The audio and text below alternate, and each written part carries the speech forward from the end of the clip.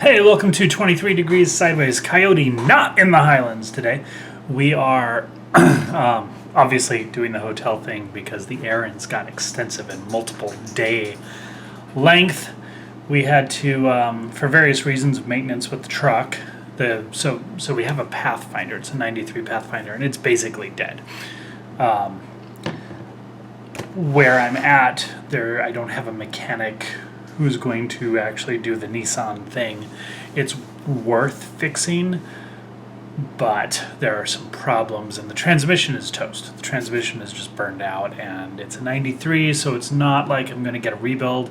I haven't found a rebuild. I can find some junkyard pulls on eBay, but then I have to get it to a location mechanic who speaks Nissan enough to actually deal with the complexities, because Pathfinder is not an easy vehicle. It was made as a luxury SUV, and it's got a whole lot of very complex systems that would be manageable if it was an OBD2 era vehicle, but it's not. And I've just spent a minute talking about that, so we're going to not talk about that. I had to get another vehicle of some sort. So another minivan, the earlier minivan, which was minivan number 4, got totaled by my son in a traffic. It was very easy, very simple, not really a big deal. It's just that the insurance company totaled it and completely messed with us on values. Anyway, new minivan, bad tires, had to do some stuff. Just took multiple day trip down here before going back up the mountain to deal with the stuff. Lots of little maintenance and stuff that when you buy a used car you have to do if you want it to last forever. Anyway, here we are. And this is going to end up being a very short video in the end because I'm just going to talk really quick about Administrivia. There's something, probably the most important thing I learned in the military was how to deal with bureaucracy. And the first thing is, everyone you talk to, when you're researching a problem, you want to go to the DMV. In Arizona, it's called the MVD, Motor Vehicle Division, but MVD sounds very commie for me. It always reminds me of NKVD or for some reason. Anyway, you go to the DMV and you want to do your ID. That's used to be a fairly simple process. You do a birth certificate and a family member, a birth certificate, another ID, something bank card, school ID, whatever, and you're done. Well, it's not like that anymore. You know, if you switch states, you just took your old driver's license in and switched states. It's not like that anymore. Excuse that noise. That is my dog's electric fish toy. It's hilarious. It's very complex, and you have to have this certain stack of documents, and everything has to line up, and it's all this post 9/11 Patriot Act BS, right? Well, it's complex enough and has enough variables and different things that, I've seen people turned away having a passport because it didn't match some clerk's idea, and they had an ability to say no, so they'll use the ability to say no. So you go to the DMV and you need to do your whole Gold Star license thing because there's no other option now. It's an internal passport, and the government's made you do it.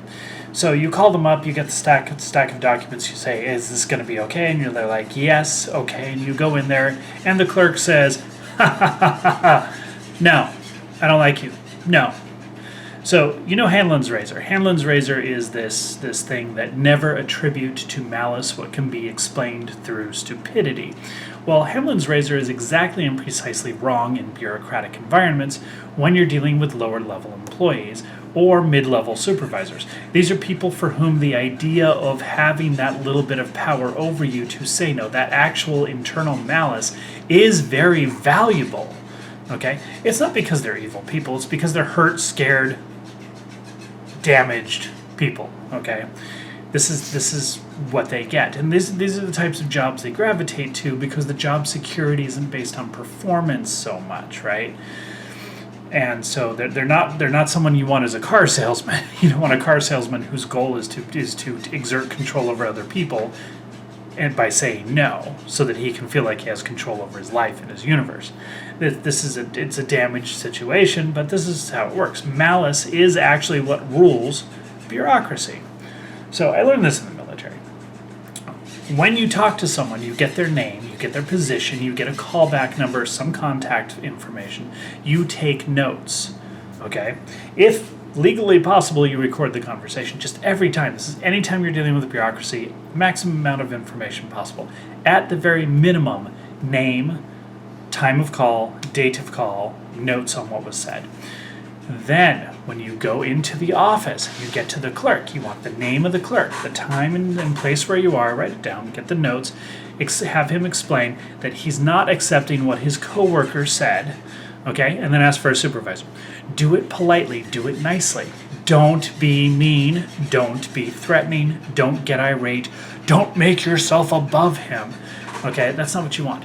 The people who are attracted to these jobs, who enjoy that malice or find satisfaction, personal importance in that malice, they're not evil people, but they do tend to be very motivated by fear and negativity.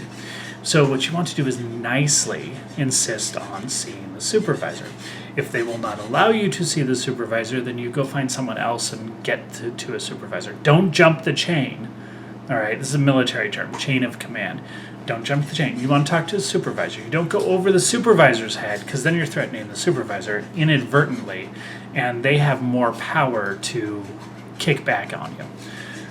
Okay, so you do this thing where you ask to speak to the supervisor. What you're doing when you do this nicely is then you're laying out and explaining the problems. You're threatening their sense of safety and well-being, and at that point but you're not doing it directly. It's the situation as a threat. So they want the situation to go away. So more than likely you're going to get through with your thing. Okay? There's always a way to make it work. If the more complicated bureaucracy is, the more ways there are to say no, the more loopholes there are to make anything work. Anything is workable.